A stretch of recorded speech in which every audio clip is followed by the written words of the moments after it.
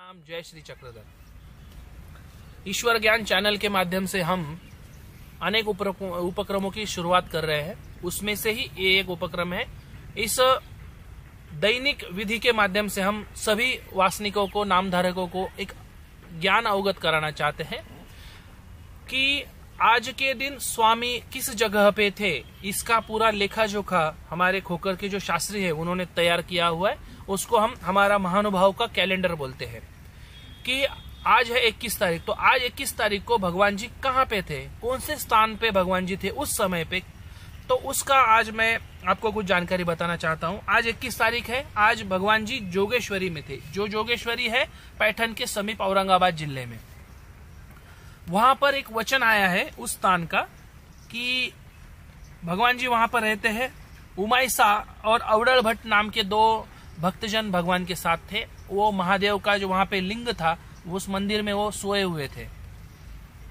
स्वामी जी अपना सुबह का विधि करके उधर से आते हैं और भगवान जी देखते हैं इनकी तरफ, तो इनमें से उमाईसा जो होती है वो सोई हुई होती है। काफी समय हुआ है, मतलब दिन आ रहा है बाहर और वो सोए हुए हैं।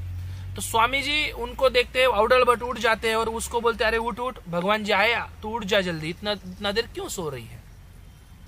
तो स्वामी जी वहां बैठते हैं। बैठने के बाद स्वामी जी वो उठ जाती है, उमाईसा उठती है। उठने के बाद भगवान जी को दंडवत करती है, श्री चरण के पास बैठती है। फिर भगवान जी उसको सामने रखकर एक वचन बोलते हैं कि हमने धाये तो खाईजे, पाए तो निजीजे, ऐसा करना नहीं। पश्चात प्रहारी उठीजे।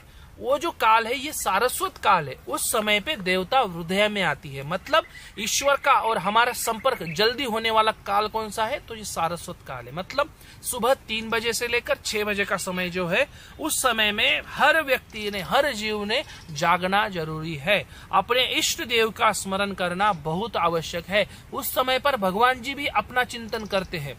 भगवान जी बाईसा को बोलते हैं, हम सभी जीवों का चिंतन करते हैं। बाईसा का प्रश्न है कि आप किसका चिंतन करते हो। हम आपका करते हैं, आप किसका करते हो। तब भगवान जी बोलते हैं कि मैं हर जीव का चिंतन करता हूं उस समय में। तो मित्रों, उस समय में अगर भगवान जी हमारा चिंतन कर रहे हैं और उस समय में अगर हम भगवान जी का चिंतन करेंगे तो क्या होगा, कनेक्शन एकदम फिट बैठेगा। तो हर व्यक्ति का कर्तव्य है कि भगवान की आज्ञा का पालन करे। उमाईसा को निमित्त करके भगवान जी ने हमें ये आज्ञा दी हुई है कि सुबह उठना है, 3 से 6 में उठना ही चाहिए। जितना हो सके उतना माला फेरो, चाहे शास्त्र का अध्ययन करो, चाहे लीला सुनो, चाहे कुछ भी करो, लेकिन उस समय में सोना बिल्कुल भी नहीं है।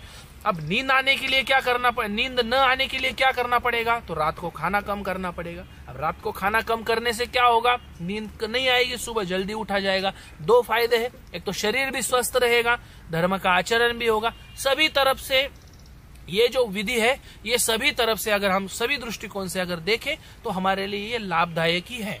और ये लाभदायक है इसलिए हमने इसका आचरण हमें करना बहुत आवश्यक है। वहां पर लगभग 13 से 14 लीलाएं हुई है। इसके बारे में विस्तृत जानकारी आपको अपने गुरु से भी मिल सकती है। निमित्त गुरु जो भी आपके होंगे, आप उनसे जानकारी लीजिए। लेकिन आज के दिन लगभग सभी समय में या कभी भी आप देखो, ये जो वचन है ये हर समय में, हर युग में लागू हो जाता है। क्यों होता है, क्योंकि सुबह उठना शरीर के लिए लाभदायक है और हर धर्म में सुबह उठने को कहा गया है। तो हमारा जो महानुभाव संप्रदाय है, इसका जो सिद्धांत है ये हर धर्म में, हर इसमें लागू हो सकता है। लेकिन हर धर्म का सिद्धांत हमारे इसमें लागू नहीं होता। ये हमारी विशेषता है। हम हर धर्म के लोगों को अपना धर्म बता सकते हैं। हमने इसको कोई बांध के रखना नहीं है, खुला होके बताना है, क्योंकि ये आचरणीय तत्व प्रणाली है। इसको बताने में कोई हर्ज नहीं है। बिल्कुल बताओ, सबको बताओ। हमारे स्वामी जी ने बोला है सुबह 3 से 6 जागना है हमें, और जागकर ईश्वर का ध्यान, स्मरण, लीला मंथन ये करना बहुत आवश्यक है।